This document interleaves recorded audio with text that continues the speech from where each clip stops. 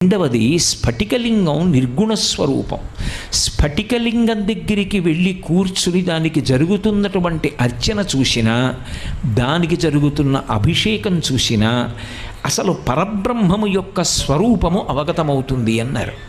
ఎందుచేత స్ఫటికలింగమునకు ఉన్న రంగు ఇది అని అడిగారు అనుకోండి, అసలు స్ఫటికానికి ఈ రంగు ఉంటుందని చెప్పడం కష్టం. అది తెల్లగా ఉంటుంది.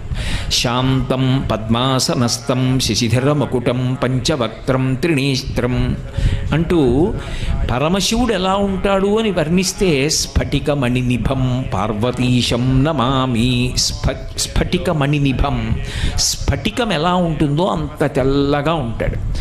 ఇప్పుడు స్ఫటికలింగం తెల్లగా ఉన్నదాని దగ్గరికి తీసుకెళ్ళి మీరు ఒక ఎర్ర పువ్వు ఇలా ఉంచారనుకోండి, స్ఫటికలింగం అంత